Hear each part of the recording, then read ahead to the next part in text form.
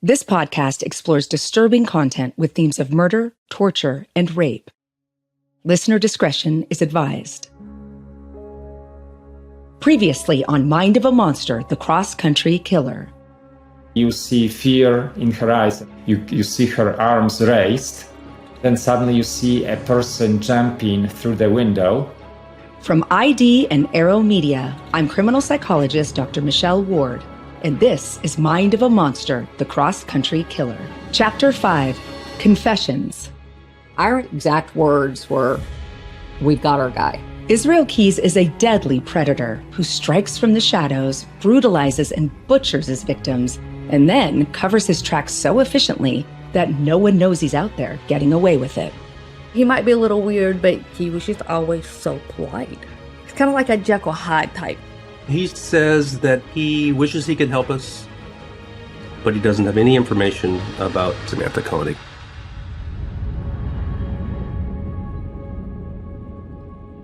It's March 30th, 2012, and Israel Keyes has spent over 2 weeks in custody.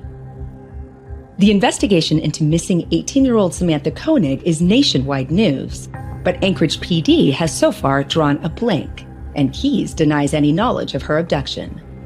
The only charge investigators can throw at him is the illegal use of her ATM card, until he makes a shocking announcement.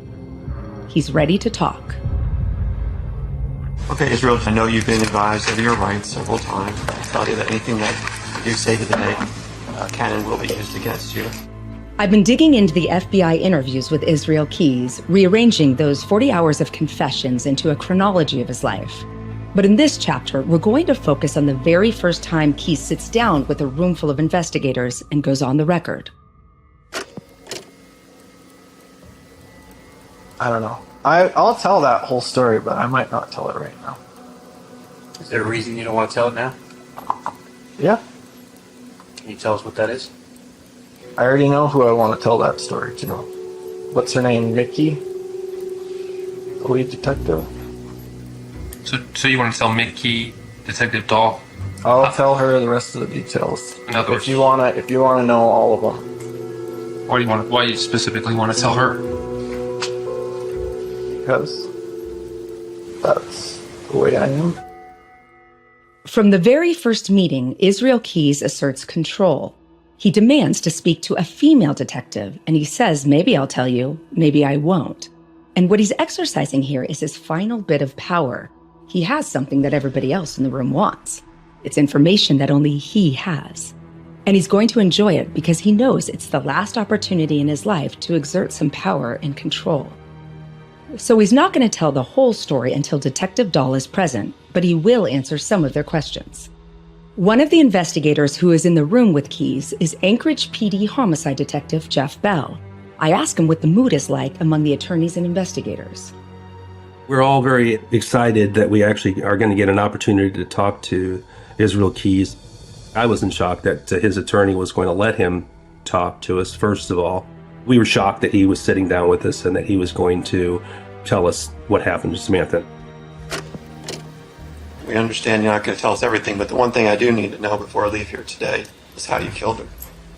Why? Well, that's one of the things we agreed when we came back, right? I mean, it doesn't really matter how it happened. I'm saying that, yes, I was responsible. So you were responsible for what? I need you to tell me.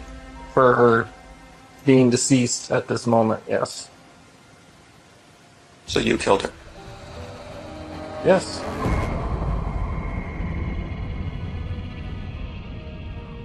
So, Israel's been tight-lipped since his arrest. Why the sudden change of heart?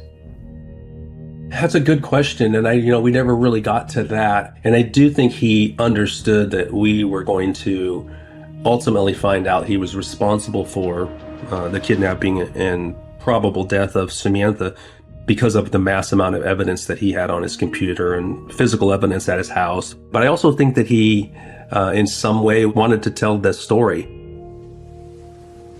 Well, maybe just to start, I think everybody really wants to know where her body is.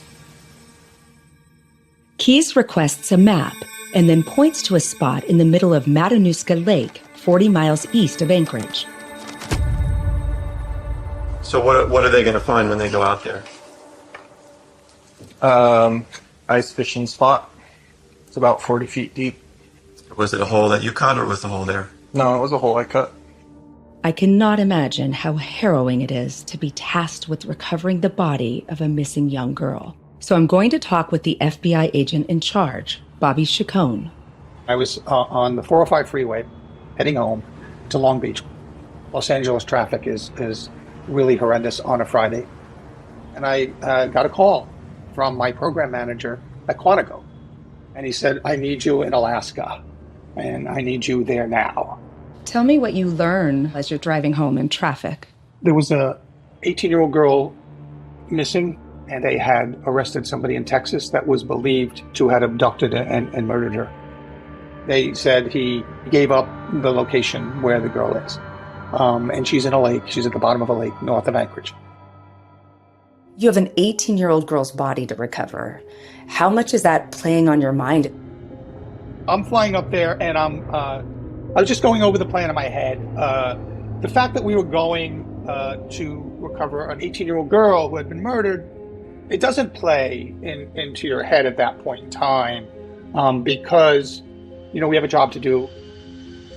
I get into Anchorage myself on Sunday, and once we got everybody together, we got a briefing by the evidence response team leader at the Anchorage field office. It was really at that time that they first told us that Samantha had been dismembered and cut into 5 pieces. We know Keyes is remorseless, practical, and highly skilled. So although the thought of him dismembering Samantha is awful, I'm not shocked. We don't know whether it was something he had done before, but I suspect it was, and I suspect he did it for practical purposes rather than pleasure. If he's transporting a body and he doesn't want to attract attention, then these are the lengths he will go to do it. Monday, April 2nd, 2012, the FBI dive team leaves Anchorage, traveling inward toward Matanuska Lake. There are snow-capped mountains in the distance. It's the most bluest sky day you can think. It's sunny. I had never been up there before. I had seen it on TV, sure, but boy, when you see it for the first time in person, it's like you're living in a National Geographic scene. As you're driving to the lake, what are you hoping to find? As gruesome as it might sound, we're hoping to find Samantha at the bottom of that lake, and not for any other reason other than to, let her family go on and process what has happened. Because if we don't find her, they're not going to know. It could still be a horrific ending, but they're not going to know that. Bobby's team reaches the lakeside and heads out on snowmobiles across the frozen water. Israel had said that when he disposed of Samantha in the lake, he did what is very common up there, is ice fishing at that time of year. And to ice fish, what they do is they use a sled, they bring all their gear out to a certain point on the lake, they set up a little kind of pop-up tent, and then they drill a hole. And so they sit in there in their little tents and they fish. And so that's what he did, except in the sled he had, pieces of Samantha wrapped up and weighted down with like fishing line and weights. The FBI locates the fishing hole that Israel used to sink Samantha's body to the bottom of the lake, and Bobby Chacon sends a robot-mounted camera into the ice-cold depths. That's when, for the first time, it's clear we see a human foot in front of the picture. Samantha's body is exactly where Israel Keyes described. And so when we got Samantha to the surface, as is our normal practice, we had a moment of silence. Everybody does whatever they do, whatever their faith is or whatever they do and don't do. It's just a moment of silence. I often say this. I have to prepare our divers. I said, look, when we have a really good day, someone else is going to have a really bad day. With the body identified, head of the investigation, Detective Slavomir Markowitz, has the unenviable task of informing Samantha's father. I called and asked him if he's at home, if I can visit him. You'd been with him, hoping with him, alongside him the entire time. Yes, Yes, I never lost hope that we would find her. And now you have to tell James that hope is gone. FBI held they had a victim liaison coordinator, an FBI agent that went with me. We entered, we sat down with him, and then I told him, I'm sorry, James, we found Samantha's remains, and she's dead. And then we told him we have a suspect. He confessed. He's going to be charged. But, that's not much help. Of course, it's a big thing for survivors, to know that there is someone in custody. But it still, doesn't bring Samantha back. Ugh, this is the first time I've gotten emotional this entire time. It was with a very heavy heart, and there is really not much more you can say. But I think, there's no other case that touched me like this did.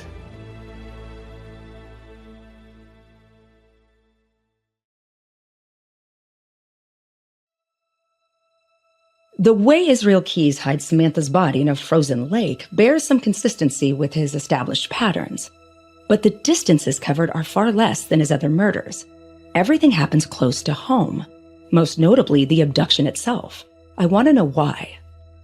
You're going to get the abridged version. What does that mean? At Israel Keyes' request, Detective Dahl is now present.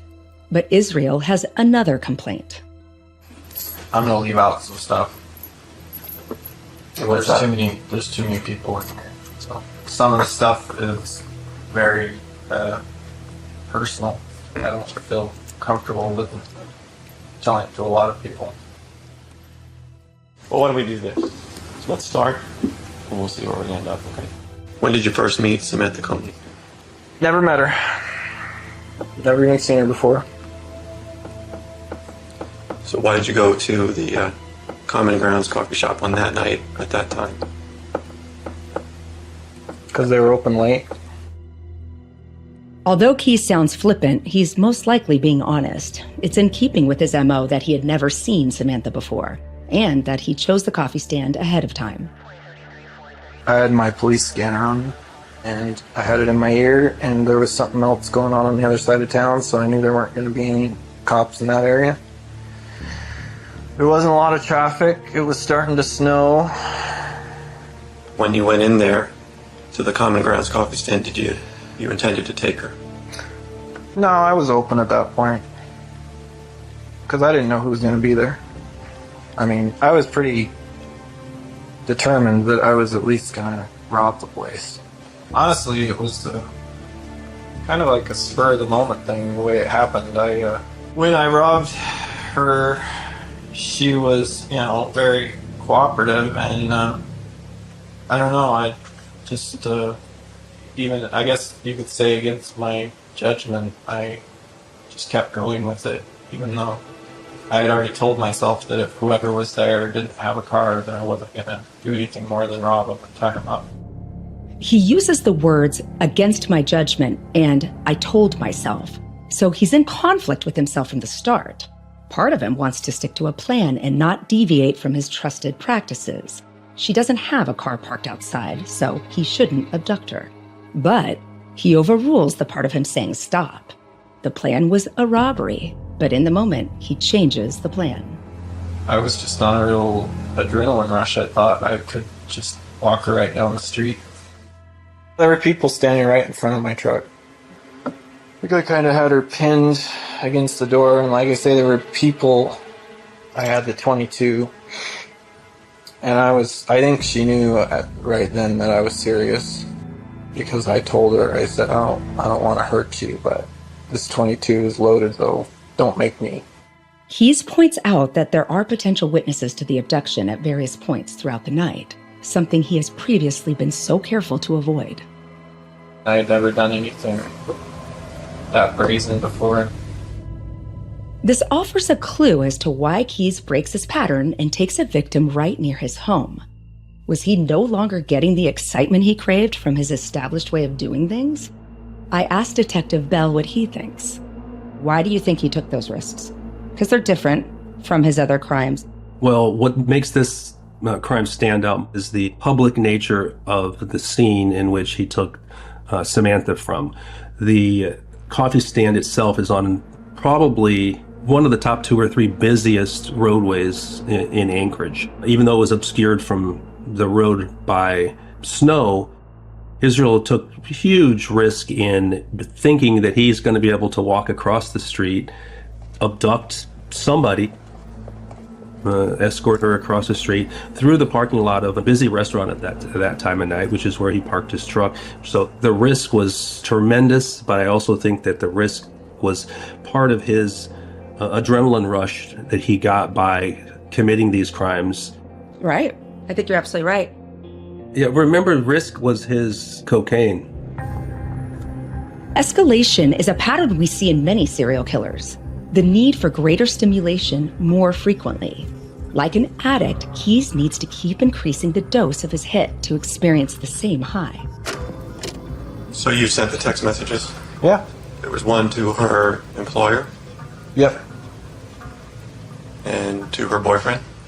Yeah, I guess. Anyone else? No. After that, I pulled the battery out of the phone. Can't track it, as far as I know. Why not just shut it off? I'm paranoid. So after that, where did you take Samantha? I think that was the last thing I did before I went to my house. The first significant decision Keyes ever made 14 years prior was to become 2 separate people. Also, the killer must never have any connection to the victim. But with Samantha, he completely loses sight of this and loses control. He's now creating all of these connections, taking her in his car, using her phone to text her boyfriend. And in the most surprising break from his previous patterns of behavior, Keyes drives around Anchorage for a while before deciding to take Samantha home. While ex-girlfriend Kimberly and his 10-year-old daughter sleep inside the house, Keyes ties up his victim in his shed.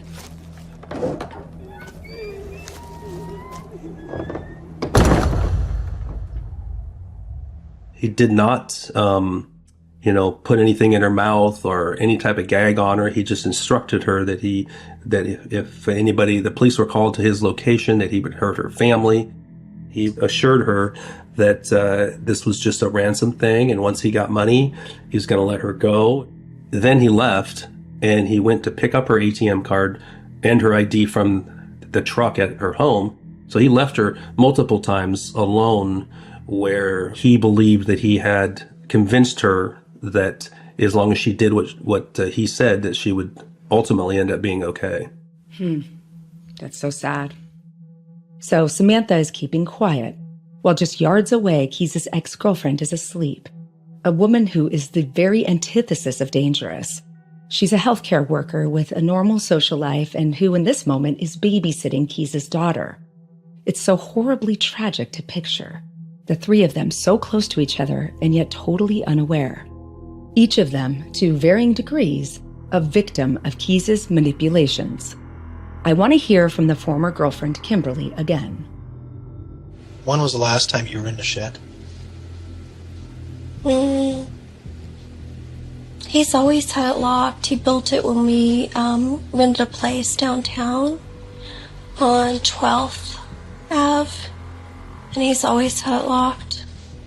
What's he keeping there? I think tools and stuff. Even though it's your house, he doesn't give you a key? Mm-mm. You ever been in the shed? Yeah, like a long time ago. And there were like just tools and screws and nails and stuff like that. But that was a long time ago. It's easy to imagine that if we were in Kimberly's shoes, that we would know, that we wouldn't be fooled. But we have to remember that most of the time, Keyes isn't a serial killer. He's a respected handyman, a good father, a talented outdoorsman, and he's very, very good at hiding his dark side. The only person who knows he's a serial killer is Israel Keyes himself. Detective Bell questioned Keyes about his relationship with Kimberly. He said that the reason she was ideal for him doing what he did was they had separate lives, essentially. They vacationed separately. She wasn't into his business. He wasn't into hers. He didn't ask her questions. She didn't ask him. And I'm assuming that's why he felt comfortable having Samantha out there and sexually assaulting and killing her while they're sleeping inside, literally 30 feet away. And just like with the courier story, Keyes has perfect recall of all the details. Details that include the horrendous moments he brutalizes and murders Samantha. I took a 36-inch cable tie and I put it around her neck. Samantha doesn't scream for help. She's hopeful that her kidnapper is telling the truth, and that once he has the ransom money, he will release her. Unscrewed the rope from the wall and had her lay down on the floor on the mat, and took 2 more pieces of rope. Israel's giving you all of these details. How is he presenting them to you? He was very matter-of-fact about what he did to Samantha. He was very detailed and unapologetic about what he had done, and was telling us the murder and sexual assault of somebody like he was telling a story. She knew at that point. She said, please don't rape me. And I put my head right up to her ear and I said, you knew this was coming. And she started to nod and she started to cry a little bit. Then after it was over, she was, she was, I don't know, I guess you'd say she was resigned at that point. And she started asking me if I was going to kill her. There's much more to Keyes' description of Samantha's death. It's both dreadful and banal. But I want to replay something he said at the start of the interview. Some of the stuff is very personal. I don't feel comfortable with telling it to a lot of people. You're going to get the abridged version. Keyes tells the investigators that he's going to leave out the more personal details. But what did he leave out? He goes into a second-by-second replay of exactly what he did to Samantha. And I wonder whether his intention to hold back can't be upheld because the excitement of reliving his crime becomes too much. I speak with investigative journalist Josh Hallmark. Do you think he enjoyed reliving some of these crimes, sharing them? He says at one point, I don't want to share these, but do you buy that? He says 2 things. He says, I don't want anyone to know about any of this. And then I think in that same interview, he says, I've never gotten to talk about this stuff before. Feels weird to talk about it. And so I think it's the internal conflict of, I want my victims to just be mine, but also I've never been able to talk about this with anyone, and I finally get to. It's fascinating. He says he's going to give an edited version, but then he doesn't. He's talking about things he's never gotten to talk about. He's getting excited. He's reliving the experience. He's getting to brag. He's getting to, be the boogeyman he's always wanted to be. And I think he starts talking too much and then immediately regrets it.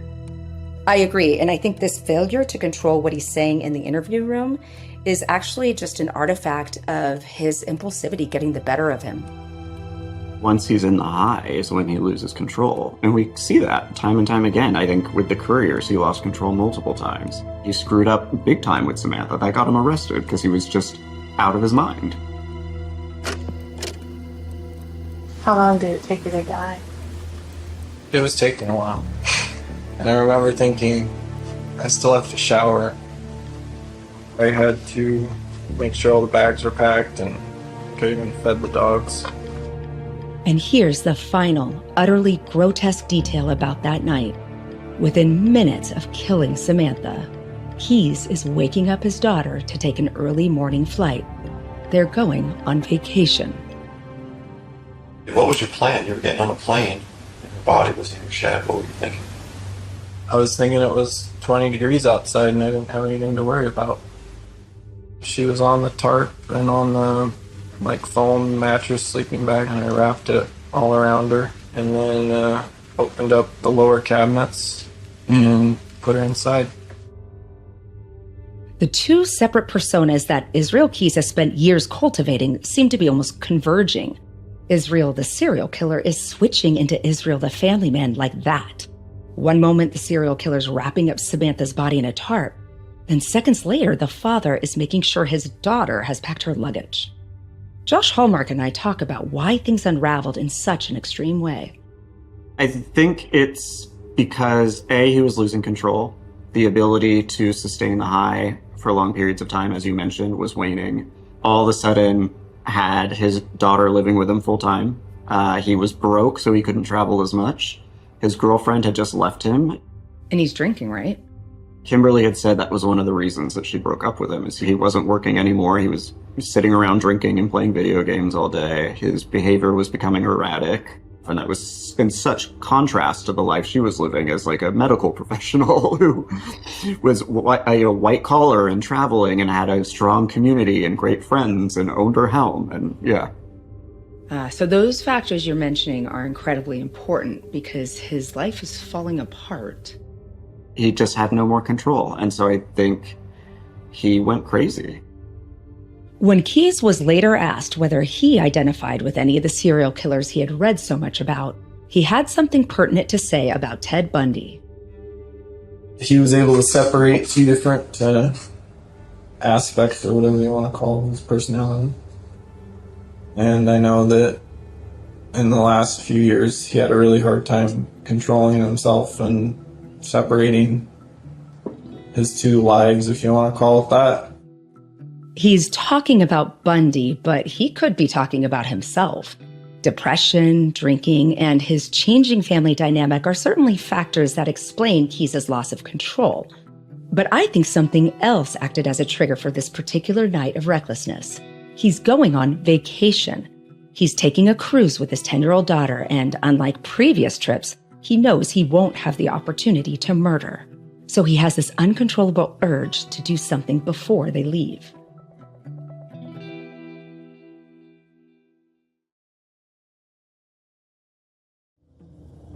With Israel Keyes taking a family vacation while the body of a murdered teenage girl lies in his shed, it sounds like he has spiraled completely out of control.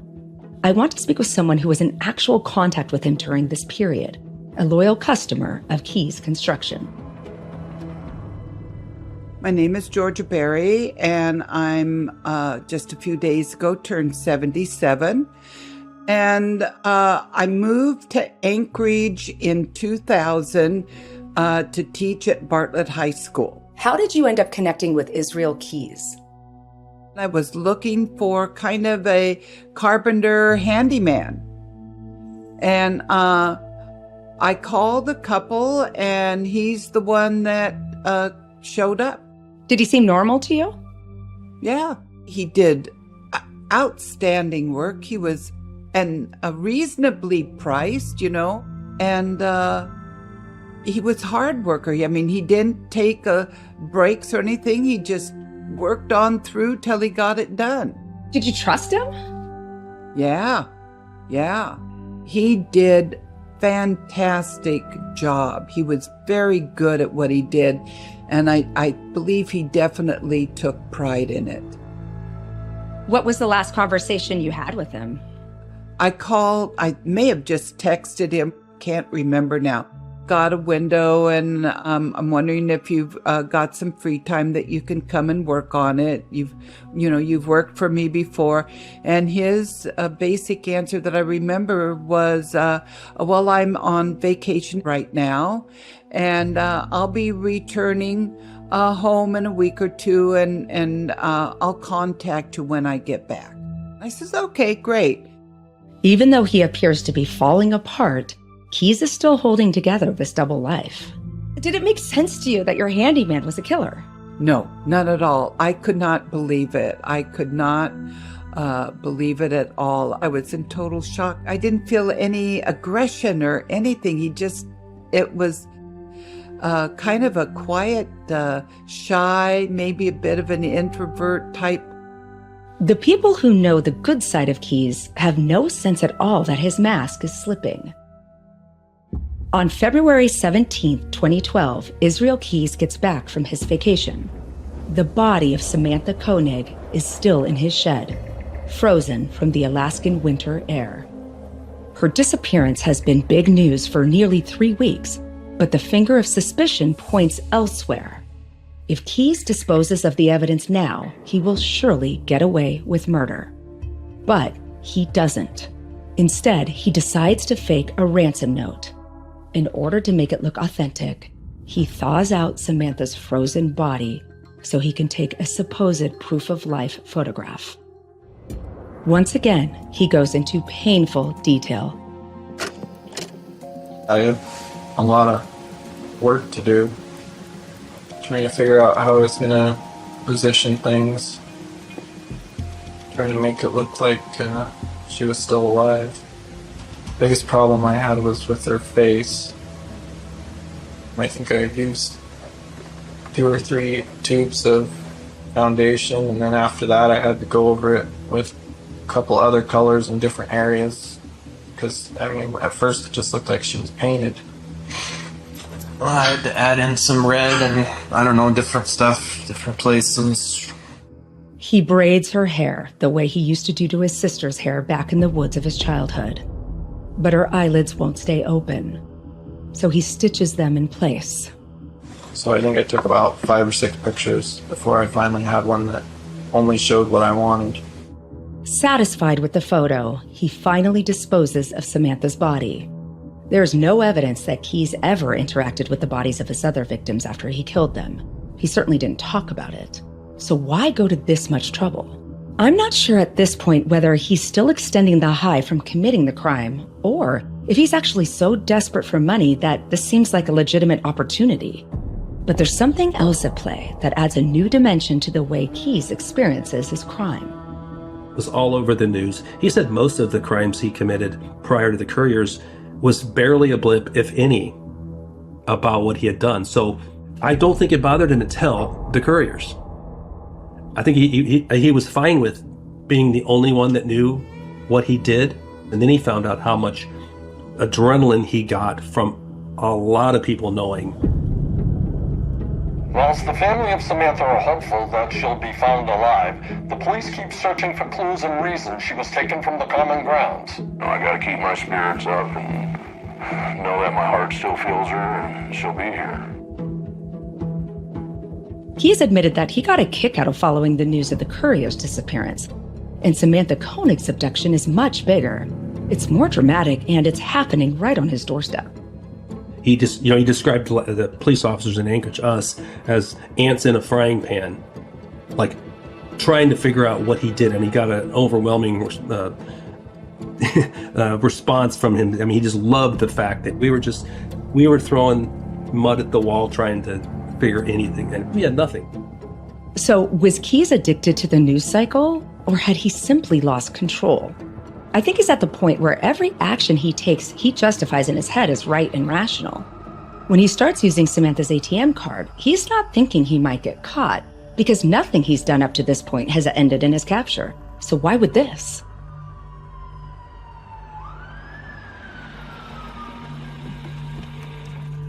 How did Keyes' continued use of the ATM card help the investigation along? It's what solved the crime. I mean, there's no doubt it's what got him caught. Were you surprised to learn that this guy was Samantha's killer? I can tell you that nobody in that investigation thought a serial killer had taken Samantha Koenig, cut her body up, and put her in a lake out in the Matsu Valley. April 3rd, 2012, news breaks that Samantha Koenig's body has been found, and her killer is behind bars. But as we know, this is just the start of Keyes' confessions. As he himself says, he has lots more stories to tell. Well, okay, that's it. Here's the deal. I know what you have because I know you have the computer.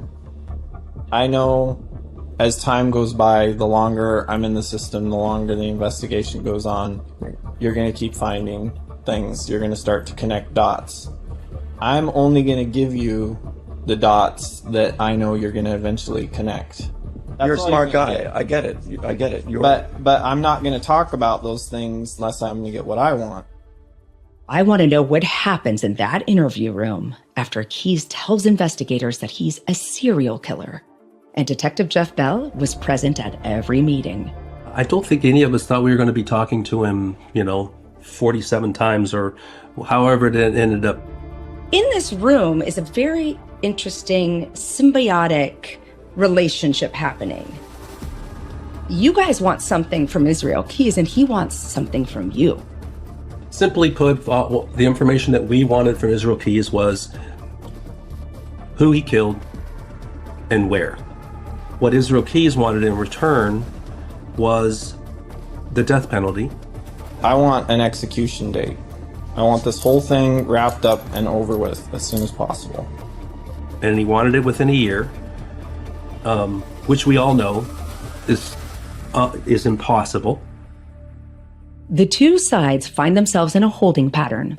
Keyes doesn't want to give away his secrets without an execution date. As the attorneys try to work out some way of satisfying his request, the investigators engage him in conversation, each time hoping that something new slips out. First of all, do I get a cigar today? If it would help. It'll help. And so, Keyes trades a bit of his childhood history for a good cigar. Details of the Courier murders for a Snickers bar. I can tell you that sometimes we didn't really have a plan of what we were going to talk about, but there was a process in talking to him. He would be transported to the FBI building, and we would get him a Americano ready for him every time. Sometimes he discloses other crimes he got away with. Honestly, I've always kind of thought of myself as more the bank robber type, because I can get the same adrenaline rush off of that kind of thing. The bank robberies were more of a challenge, because it was, not like you can do one and not be noticed. But other times, Israel and the investigators just talk. Like I say, I shot a couple deer with the other guns. I started doing it conventional way. Are you talking blacktails or whitetails? Or mule deer? Well, we had all three. We had all three in Eastern Washington, but it was mostly whitetails. You're gonna bring me up on poaching charges. I mean, I get a lot of questions about that, why we kind of catered to him in that. I mean, he was in charge, and I'm not... You had to cater to him. I'm not going to sit here and tell you that we were in charge and that we pried out all this information out of him. We got the information we got because we were able to build a rapport and a trust with him that he gave us the information that he was comfortable giving us. And I think if we played hardball and done things differently, we wouldn't have even got what we got. And so I feel like we did it the way we had to do it. This approach is likely the best course of action for the investigators. Israel Keyes does hold all the cards, and he's a psychopath, so there's no point trying to appeal to his emotions or morals.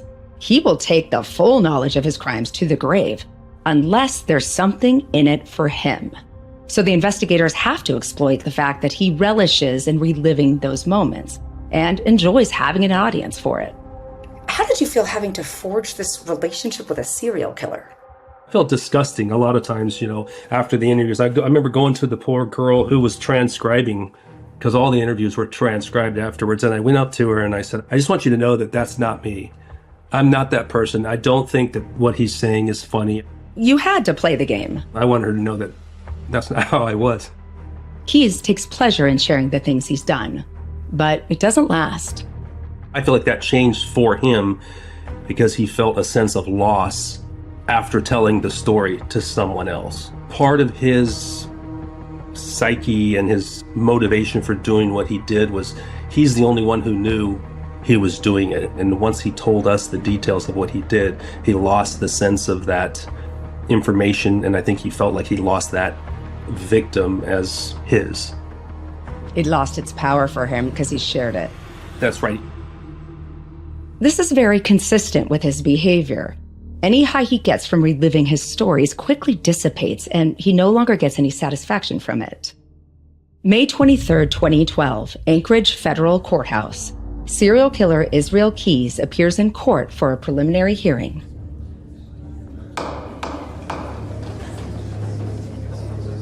James Koenig was going to be there.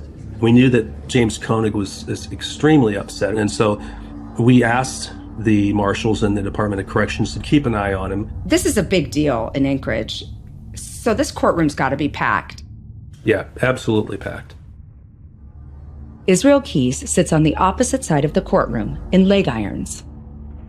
He's not in handcuffs, right? Because you don't want to give the appearance that he's guilty or restrained. But what nobody realizes is that Keys has prepared for his appearance by secretly snapping his only restraint, the chain that binds his ankles. There was a very pretty young gal, I didn't know who she was at the time, sitting, probably 8 or 10 chairs to my right by herself, kind of in an area. And he was just staring at her, and at the time I thought for sure he was sexually aroused or aroused in some way by her, how pretty she was. That's what I thought. And so I eventually got up and moved, and I sat right in front of her so that he couldn't see her, or at least he'd have to look at me to see her. It's at this moment when Israel Keys breaks free from his restraints. The chaos is captured by local journalists.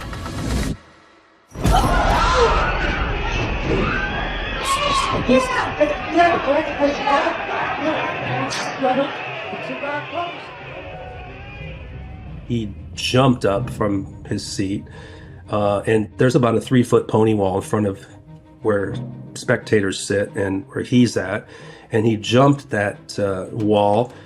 A marshal, he got a hold of one of his legs, and he essentially fell and ran into my arms, And so we ended up on the ground right there with this marshal. And then, of course, the marshals swarm him and they tase him and get him back in custody and haul him out of there. So how on earth did he break free? He's waiting to go to court, is able to work a grommet. Like, he's literally got the chain on the leg irons, and he is just doing that. I mean, can you think about that? How many millions of times he's sitting there for 2 or 3 hours just moving that little grommet until he gets it to come out. He wore the metal off of it. They give him a sandwich which has cellophane on it. And then he takes the cellophane and he ties the chain back to the other cuff so that it looks like that they're connected and he's got the leg irons on. Oh, so he's clever. What did you say to him after you caught him? I said, do you really think you're going to get away? And he said, well, what do I got to lose? If I had 1% chance, why not take it? It's a scene that reminds us just how resourceful, how patient, and how determined Keys can be. How he has spent 34 years sharpening his survival skills. And it's a stark warning to those in charge of keeping an eye on him. Next time on Mind of a Monster, the cross-country killer. If that cache is found without being bulldozed over or buried, could potentially lead us to additional victims. There are more things I could talk about in New York. A lot of things stood out. So when Jimmy was missing, so was Keys. He had told us that he had buried the person along the Raquette River, very close to the water. I felt pretty confident that it was her. This guy hid kill kits everywhere, so we went back and dug up a bucket with, weapons, condoms, bourbon. Mind of a Monster, the cross-country killer is produced by Arrow Media, a Fremantle company, for ID. I'm your host, Dr. Michelle Ward. You can follow our show wherever you get your podcasts, and we'd love it if you could take a second to leave us a 5-star review on Apple Podcasts.